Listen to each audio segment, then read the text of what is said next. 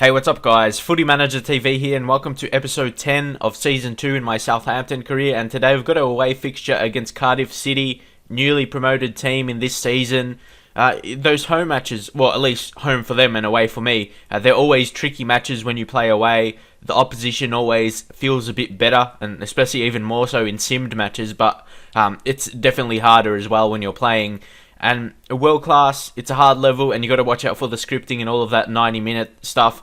So I always want to make sure I'm winning by 2 goals, because who knows what can happen late. But you can see the ladder here, or the table, we're 6th. A very good position, especially compared to last season. So I was very happy to get off to a good start, because who knows, we may go on a bad run. But this team now is definitely, the team that I built is, we've got some very good players. So we're at least expecting to come mid-table, if not better this season. Like, my goals is to at least come into a European qualifying position, whether it be Europa League again, which I qualified last year through the FA Cup. But as you see, oh, look, Willie Ain with the skill. That is why I signed him, to replace Gaston Ramirez. A more realistic signing to other guys I could have signed. I probably could have signed Neymar if I wanted to, or guys like Eden Hazard, and just like players that are top teams already. That wouldn't be a realistic signing compared to a player in the... what league is he in? He's in... who do you play for? Shakhtar or a team like that? But yeah, that's a more realistic team for him to go to than obviously like a bigger player at a big team already. I don't see why they would go to Southampton when we qualified for Europa League.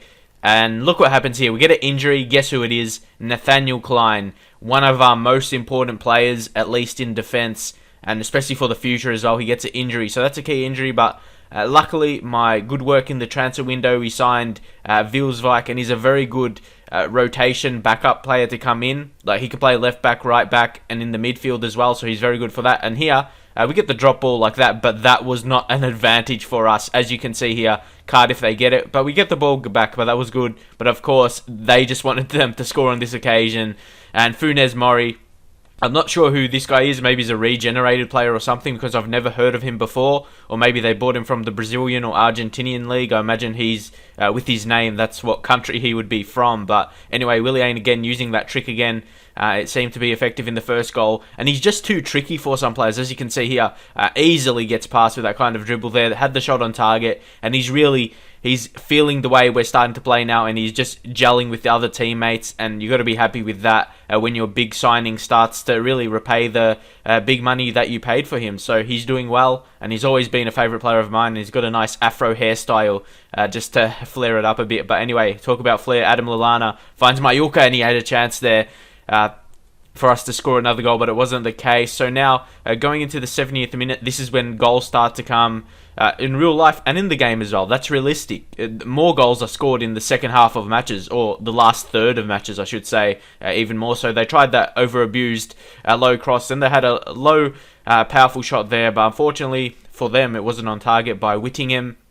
Mallorca combining with Willie Ain, then Lallana. They're a really good attacking force together. Very tricky players. Players with flair.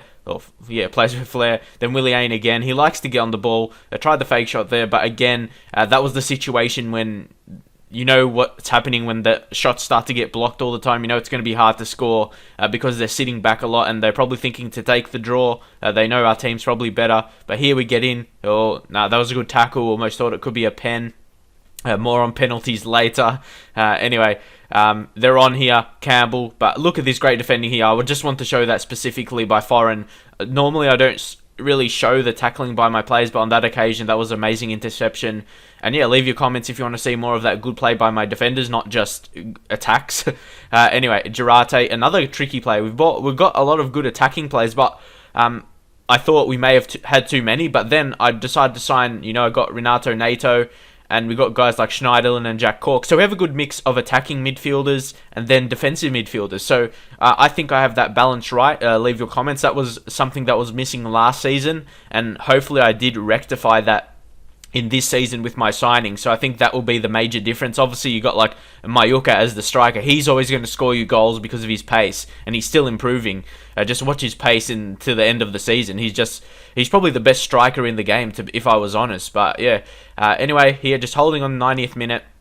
Oh yeah, we're losing. We weren't winning at this stage, which I was very disappointed with, and I was trying to score, but it's just impossible. Tried the back pass there, and Bowery, he was just actually inches away there. That was a pretty good effort from him, like regarding his bad technical attributes. Obviously, he's just got pace, so I was surprised it was that close. But anyway, unfortunately, but away matches.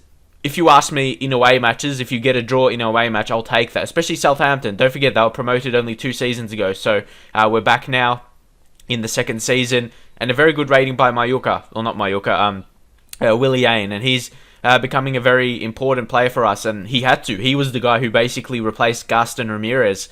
And he around the same price I bought him for. And yeah, he's definitely at least as good as him, if not better. I'll probably... Yeah, they're probably the same for me, but Willie Ain, he seems a bit more, I don't know, he's got more flair about him. Like, he's a bit more pacier, and obviously he's Brazilian, and he's got a bit more skill. You see, I'm still on the 4-4-2. I suppose it could be a 4-1-2-1-2 or a 4-4-2, just depends how you call it, I guess. Because there's still the 4 in midfield, so I still count that as a 4-4-2 because there's 4 in midfield, but that's just how I see it. We just got one report because we don't have too much scouts. We just have one pretty bad scout as well. And Renato Fabrini, he's probably not going to be good enough. But next up, we've got a Europa League clash, I should say. And yeah, today, as you can see, Dongu Safak, he's very happy that I've played him in recent matches. Yeah, but today we've got another match in the Europa League. This clash is going to be very important because, you know, the previous clash, I keep saying clash, so I'm not sure why, but anyway, the previous match is... Oh yeah, we lost the first match in the league, or in the group stage, so this is very important. We're playing against Esbjerg, or however you say, Jerg, I'm not sure, I don't even know what kind... Are they like Swedish or something? I'm not really sure, but anyway, I'm just choosing my team here, and this is really a crucial match if you ask me. Like, I need to win this, especially after losing the first match. If I lose this, I know it's going to be really hard to qualify, because... but if you look at their team, I'm pretty sure they're Swedish with the names they have in there, but I could be wrong. As you'll be able to see here, where are we? We're currently last, and they're third. They picked up a draw against Vitesse in the opening round. So we'll see. Look here, this was the first chance of the match, or the first really goal, and it is by them, by Lang. And yep, he scores, and this is happening. It looks like we're going to lose the first 2 matches in the Europa League group stage, and that's really bad news because I wanted to do well. I wanted to get in the knockout stages, so I had to change something out, put Willie Ain on, but he was tired. I couldn't play him in 2 matches in a row, but the time was needed for the big guns, leaving Mallorca on there because he's someone who can fix that. We're out of substitutions. And for me, I don't know why, but whenever I'm losing like 1-0 or even more than that, I find it really hard to score because they always push their players back. I'm not sure if other people will experience that, but obviously the opposition play more defensive, especially when they're a not as good team compared to mine. So that's a bit hard, and also I have the pressure on me. But here, we have a chance, Lallana, but again, I have a feeling it's not going to happen. But a corner, that's sometimes where you can break that drought, where you can just put a good ball in like that and maybe win a penalty. I'm not sure why that was a penalty. I think that was the first time I've got a penalty for my whole year of playing FIFA 13, penalty from a corner, so that was fairly lucky, but we needed a bit of luck at this time of the game. We needed just some confidence in our player, but we had a chance. Mallorca, he's ever reliable for me, always have the 100% confidence in him, and he finished easily into the roof of the net there. Emmanuel Mallorca, to me, one of the best strikers in the game due to his pace and 4-star skills and 4-star weak foot, rarely misses an opportunity. And that's all I can say about him. Fantastic striker. And as you can see from the spot, he's ever reliable. The keeper never really stood a chance there. Went the wrong way. But even if he went the right way, I doubt he would have scored with that power or saved it with that power. And yeah, that gave us the confidence to go on and maybe even try and get a winner. Well, that's ideally what I wanted to. I wanted to win this match. So no doubt I wasn't gonna take the draw from this match. No way. I just wanted to keep going. A nice ball there by Willie Ain for Mallorca this time, and he finds Jack Cook. He tries the shot, but that's another penalty, another incident where they really infringed my player off the ball. I'm not sure if you'll take a second look at that, but that's a yellow card for Hansen. We'll see what happens here. I was really surprised once again. My player just seen Willie Ain. I think he raised his shoulder to him, so maybe that's why the penalty was there. Then Mallorca again, just going to do it the same, and the goalkeeper goes the same way as he did before. Take a bow, Mallorca. He kept us, he brought us back into this game, and now we're actually winning. Went the same way. I was confident with that shot, so there's no reason why I should really stop doing that penalty right there. Once again into the roof of the net, and we're winning 2-1 in a blink of the eye. And now this is where I would probably ideally want to play defensive, but then Jack Cork again making a great interception, and then we play it back to him. He's been fantastic, might be a future captain, but then Bowery hits the post, but it just lands to Willie Ain, and we score about 3 goals in a 6 or 7 minute period, I think it was, or a bit more, or 10, I'm not really sure. But anyway, in a short amount of time, we just scored a hat-trick of goals.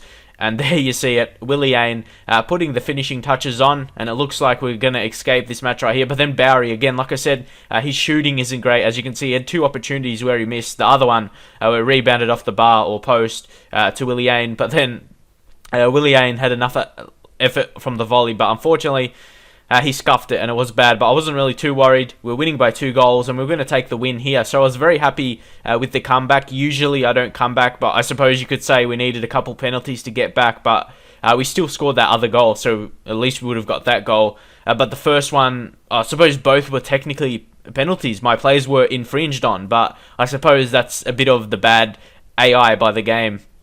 That probably wouldn't happen, but it does happen in real life. You've seen penalties given from corners, and also a raising of the elbow. That's a very dangerous thing, and that's what in fact happened on the second one. If you were wondering, just with the replay, it showed. I saw it on the replay the first time. I was always wondering what it was for, but anyway, we picked up the win there. I suppose you could say with the 2 penalties we escaped there, and we did escape. I found really hard to score, but then we got this 3rd goal here, which we really deserved. A good piece of passing and all that kind of thing. So we still scored that one. Lang, again, that was a very good shot. And then you see the save by Kevin Trapp, who's been an amazing signing for us as a keeper. Ever reliable. Really, he, as his name says, he's a trap in front of the goal. Doesn't let many in. And that he's just going to keep improving for me, like into the second half of the season and the following season. He's just going to keep improving in his performances. So I'm very happy we were able to sign him at a decent price. But here, Nathaniel Klein, it says he favours a move to Aston Villa. So that's very interesting to see if we're going to sell him or not in January or maybe next season. Who knows? But ideally, I would want to keep him. But you know what happened with Gaston Ramirez. But you just got to wait and see what happens on that front. So yeah, that's it for now. I hope you enjoy the Southampton Career Mode series. This will be my main FIFA series up until FIFA 14. But that's it for now, and I'll see you guys next time.